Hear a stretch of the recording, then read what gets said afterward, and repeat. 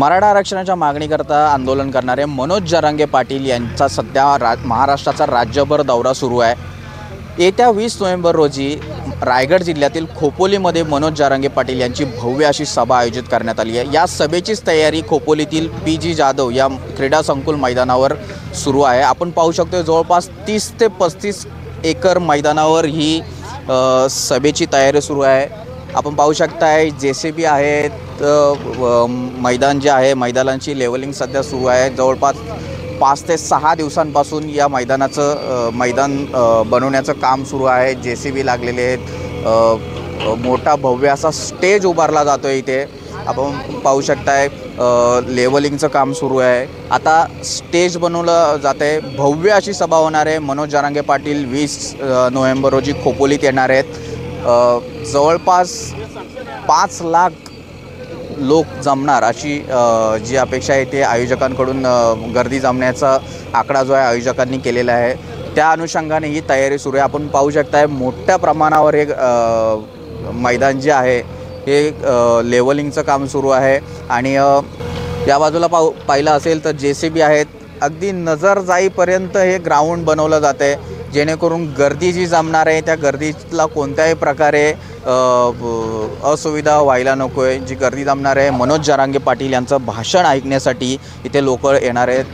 खोपोलीत सभा जरी असली तरी जवळपास रायगड जिल्ह्यातून पूर्णपणे इथे मराठा समाज जमेल अशी असं जे अनुमान जे आहे येथील आयोजकांनी लावलेलं आहे। आपण पाहू शकतो इथे जे आहेत मराठा समाजाचे समन्वयक आहेत, सुनील पाटील आहेत, विनोद साबळे आहेत, नितीन मोरे, रमेश जाधव, मंगेश दळवी, दिलीप देशमुख हे त्या 5 ते 6 दिवसांपासून याच्या मैदानाच्या तयारीमध्ये लागलेले आहेत।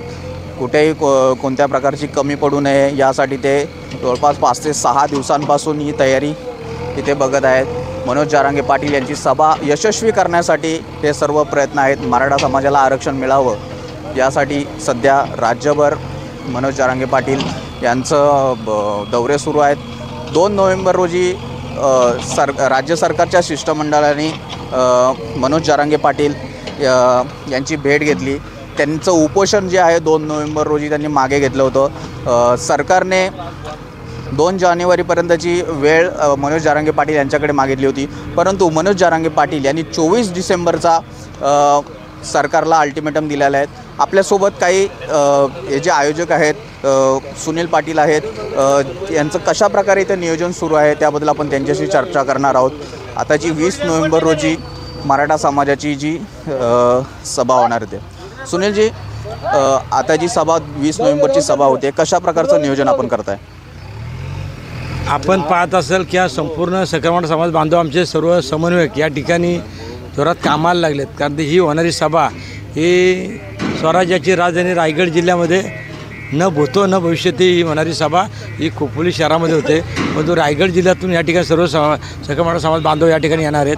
अतिशय सर्वजण उत्स्फूर्तपणे कामाला लागलेत आणि संपूर्ण स्वयंमुख आपण पाहताय तर संपूर्ण इकडे JCB लागलेले आहेत, रोलर लागलेत किंवा इतर मंडपचं इथं ज्या ठिकाणी काम सुरू आहे। आणि ज्या पद्धतीने ही सभा होणार आहे तर आपण पाहिलं असं होणाऱ्या सर्व शिवश्री मनोज जरांगे पाटील साहेबांच्या सभा ह्या खूप लाखोच्या संख्येने झाल्यात आणि याही ठिकाणी लाखोच्या संख्येने जनसमुदाय येणार आहे। परंतु आत्तापर्यंत सकरवाडा समाज बांधवांनी जे अनेक 58 मोर्चे असतील, अनेक सभा झाल्या, ते शांततेच्या मार्गाने झाल्या। शांततेप्रिय असणारा हा समाज 100% या ठिकाणी शांततेच्या मार्गाने येणार आणि सभा संपल्यानंतर शांततेच्या मार्गाने या ठिकाणी जाणार आहे। परंतु या ठिकाणची जी व्यवस्था आहे ही रायगड जिल्ह्याची सभा असल्यामुळं येणारा प्रत्येक आमचा समाज बांधव हा शिस्तबद्ध पद्धतीने या ठिकाणी येऊन बसणार आहे, त्यांना ऐकण्यासाठी येणार आहे। आणि इतरही येणारा समाज, इतर समाज तोही आम्हाला पाठिंबा देण्यासाठी येणार आहे, ते देखील या ठिकाणी येतील आणि नक्कीच त्या जरांगे पाटील साहेबांना ऐकण्यासाठी येणार आहेत। म्हणजे ही सभा जी होणार आहे ही खऱ्या अर्थानं आमच्या समाजाची अस्तित्वाची लढाई असणार आहे, ही आमच्या भवितव्याची लढाई असणार आहे आणि म्हणून ही सभा होणार, ही न भूतो न भविष्यती म्हणून ही सभा होणार आहे। किती गर्दीची अपेक्षित आहे आणि कशा प्रकारे रस्त्यांचं नियोजन करण्यात आलं आहे?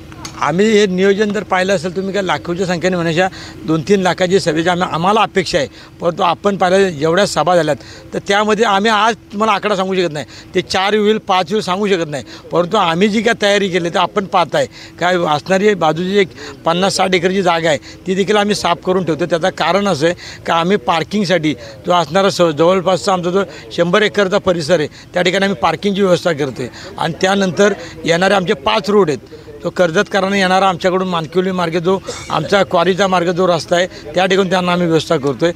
आणि जो आमचा मावलामधनं खोपोलीमधनं येणारा जो समाज बांधव आहे तो वासरंग मार्गे लवजी या ठिकाणून त्या ठिकाणून येणार आहे किंवा जो ट्रेननी येणार आहे विशेषतः रेल्वेनी, तो आमच्याकडे लवजी स्टेशनला उतरल्यानंतर तो 5च मिनटात या सभास्थानी पोचू शकतो. आणि शिलपाट्यावरून जो येणारा तुमचा शेडोलीचा रोड असेल त्या ठिकाणी जे पनवेलकर असतील किंवा उरण असतील या त्या भागातला जो आमचा बांधव असतील तो त्या रोडने येणार आहे. आणि जर पाली सुधागड जो कडून येणारा जो वर्ग आहे पेनकडून तो आमचा शिलपाटा मार्गे जो आमचा डीपीचा जो रोड आहे त्या मार्गे येतील. म्हणजे अनेक रस्ते ह्या भव्य दिव्य या क्रीडांगणाला रस्ते जोडलेले आहेत. मोठ्या प्रमाणावर सभा होते, त्याला खर्चही तसा मोठ्या प्रमाणावर येणार आहे. कशा प्रकारचं नियोजन तुम्ही केलं आहे? हे संपूर्ण ही सभा हे आमच्या सकरमाळा समाज बांधव स्वतःच्या स्वखर्चाने करणार आहेत. कुठलाही याला स्पॉन्सरवर कोणी नाही आहे, फक्त समाज बांधव तन मन धनाने या ठिकाणी उतरलेला आहे आणि स्वच्छेने ते जो तो आम्हाला मदत या ठिकाणी करतो आहे. आणि अनेक बांधव आमचे या ठिकाणी येणाऱ्या बांधवांची नाश्त्यासहित व्यवस्था करणारे, पाण्याची बॉटल त्या ठिकाणी दिली जाणार आहे. अतिशय शिस्तबद्ध पद्धतीने हा महामेळावा या ठिकाणी होणार आहे. तर आपण त्यांनी सांगितलेले आहेत की मराठा समाज बांधवांनी एकत्र येऊन पूर्णपणे कॉन्ट्रीब्युशन करून ही सभेचं आयोजन केलेलं आहे. आपल्यासोबत आणखी काही मराठा समूह आहे, त्यांनी कशा प्रकारचं नियोजन केलेलं आहे ते सांगतील. कशा प्रकारचं नियोजन आहे? मराठा संघर्ष योद्धे मनोज जरांगे पाटील हे 20 तारखेला दुपारी 3 वाजता आमच्या रायगड जिल्ह्यात म्हणजे खोपोली येथे येत आहे. या दरम्यान आम्ही संपूर्ण प्रत्येक गावागावात जाऊन बैठक घेतले, तालुक्यामध्ये बैठक घेतलेले. आम्ही पाली येथे, माणगाव, रोहा, सुधागड, पेन अशा तालुक्याची म्हणजे संपूर्ण रायगड जिल्ह्यातून ती तयारी होत आहे आणि रायगड जिल्ह्यातून मोठ्या संख्येने लोक इथे येणार आहेत. तसंच आम्ही मावळामध्ये सुद्धा गेलो, लोणावळ्याला गेलो होतो, लोणावळ्यामध्ये सुद्धा आम्ही तिथे सभा घेतलेली. उद्या तिथे सभा आहे, तिथून सुद्धा लोक आहेत. म्हणजे न भूतो न भविष्यतो जी म्हणता येईल, कारण आजपर्यंत मराठा समाज गेले आम्ही 20 वर्ष इथे काम करतो आहे आरक्षणाचा आणि आम्ही 50-50 हजारच्या लाखाच्या सभा घेतलेल्या आहेत. परंतु मनोज जरांगे पाटलांनी ज्या पद्धतीने आता संपूर्ण महाराष्ट्रामध्ये नेतृत्व करतात आणि मनोज जरांगे पाटलांना संपूर्ण महाराष्ट्राने आता नेता मानलेला आहे आणि म्हणून ज्या आमच्या अपेक्षा आहेत त्या दुप्पट तिप्पट लोक येतील. आणि आम्ही लोकांना असं आवाहन केलं आहे, तुम्ही कुठलीही गाडीची व्यवस्था केली जाणार नाही आहे. आपण टू व्हीलरनी या, रिक्षानी या, टमटमनी या, तुम्ही जीपनी या, एस टीनी या, ट्रेननी या, कसंही या. अगदी गाडी नसेल तर चालत या, पण आपल्या न्याय हक्कासाठी आपल्याला यायचं आहे.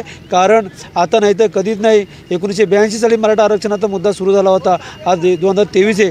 41 वर्ष आपण आरक्षणाचा लढा लढतो आहे, परंतु अजूनही आपल्याला न्याय मिळाला नाही. परंतु मनोज जरांगे पाटलांच्या नेतृत्वाखाली आता तो अंतिम टप्प्यात आलेला आहे आणि आता नाही मिळालं तर कधीच मिळणार नाही. म्हणून समस्त रायगड जिल्ह्यातील मराठा बांधवांना मी आवाहन करतो, आपण आपल्या मुलाबालांसकट, विद्यार्थ्यांसकट, महिला पुरुष सगळे आपण झाडून आलो पाहिजेत. आपला एकच मुद्दा आहे की मराठा आरक्षण जोपर्यंत देत नाही आपल्याला तोपर्यंत आपल्याला माघार घ्यायची नाही आणि तो पण 50%तून ओबीसीमधून आपलं आरक्षण पाहिजे. म्हणून जरांगे पाटलांची भूमिका आहे, राज्य सरकारने मान्य केलेली आहे. त्यांनी 2 महिन्याचा कालावधी दिलेला आहे. जर का 24 डिसेंबरपर्यंत जर का आपल्याला आरक्षण नाही दिलं तर मनोज जरांगे पाटीलची भूमिका घेतील. त्या भूमिकेच्या संदर्भात आपल्याला त्यांनी कालच सांगितलेलं आहे की आम्ही मुंबईमध्ये धडकू आणि निश्चितच मनोज जरांगे पाटलांनी जर का ती भूमिका घेतली तर आमचा रायगड जिल्हा संपूर्ण मनोज जरांगे यांच्या नेतृत्वाखाली मुंबईमध्ये सध्या धडकेल. परंतु ती वेळ येऊ नये म्हणून आपण लाखोच्या संख्येने इथे जमा व्हाल ही अपेक्षा मी व्यक्त करतो. सुनीलजी, आता भव्य स्टेज उभा राहतोय, आता कशा प्रकारची तयारी आता बाकी राहिलेली आहे? आता पाहताय तुम्ही का संपूर्ण या 4 दिवसामध्ये जवळजवळ अंतिम टप्प्यात काम आलेलं आहे. आता बऱ्याचशा मशिनरी आमच्या पार्किंगसाठी काम करत आहेत. या ठिकाणी मंडपाचं काम सुरू आहे, ते देखील जवळजवळ आता 50% काम त्याचं झालेलं आहे. काम इतर तुम्ही बघता युद्ध पातळीवर काम सुरू आहे आणि 2-2 मंडपाला या ठिकाणी काम करतात. त्यामुळं हा काम लवकरच जे आमचे जे काही स्टॉल असतील त्यासाठी आमचा इथला स्थानिक मंडपाला तो काम करतो आहे आणि हे जे काही मोठं काम आहे तो देखील आमचा मंडपाला आहे तो काम करतो आहे. त्यामुळे कुठलाही यामध्ये इथंची कमतरता राहणार नाही.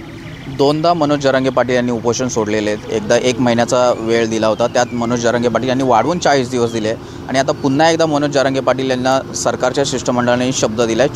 24 डिसेंबरपर्यंत मुदत दिली आहे. जर 24 डिसेंबरची पर्यंत सरकारने आरक्षण जाहीर केलं नाही तर यापुढे काय भूमिका असणार आहे? आपण पाहतोय की शांतप्रिय असलेला हा सकलमाडा समाज याचा अंत पाहू नये सरकारने सुद्धा. कारण तर त्यांनी दिलेली 30 तारखेची जी मुदत होती, परंतु जरांगे पाटील साहेबांनी त्यांना 40 दिवसाचं अल्टिमेटम दिला, परंतु 40 दिवसातसुद्धा ते आरक्षण देऊ शकलं नाही. काही त्यांनी सरसकट जी मागणी केली होती मराठा आरक्षण द्यायची, त्यांनी जी काही कुणबी दाखले देण्याची जी सुरुवात केली, परंतु पाटील साहेबांचं एकच म्हणणं आहे का आम्हाला ह्या सकलमाडा समाज बांधवांना सरसकट हे दाखले मिळाले पाहिजेत आणि हे टिकणारं आरक्षण मिळालं पाहिजे, कायद्याच्या कसोटीत टिकणारं हे आरक्षण मिळालं पाहिजे. आणि म्हणून त्यांनी जो हा लढा सनदशीर मार्गाने जो सुरू ठेवला आहे, त्यासाठी हा संपूर्ण सकलमाडा समाज जरांगे पाटील साहेबांच्या मागे राहणार आहे. आता असा हा मराठा संघर्ष योद्धा पुन्हा होणार नाही. त्यांनी जे प्रामाणिकपणे ही लढाई ठेवली, हा आरक्षण मिळाल्याशिवाय ते गप्प बसणार नाही आणि हा सकलमाडा समाजसुद्धा गप्प बसणार नाही आणि सरकारने सुद्धा या समाजाचा अंत पाहू नये. धन्यवाद. तर हे होते सुनील पाटील, ज्यांनी सरकारला इशारा दिलेला आहे की आता सरकारने कोणत्याही प्रकारे मराठा समाजाचा अंत पाहू नये. लवकरात लवकर सरकारने आरक्षण मराठा समाजाला जाहीर करावा. आपण हे जे ग्राउंड पाहिलं असेल तर जवळपास 30 ते 35 एकरचं ग्राउंड सध्या युद्धपातळीवर तयार करण्याचं काम सुरू आहे. पार्किंगची व्यवस्था असेल, मनोज जरांगे पाटील यांचा भाषण करण्यासाठीचा स्टेज उभा करणं असेल, या ज्या तयाऱ्या आहेत आता याचं युद्धपातळीवर काम सुरू आहेत.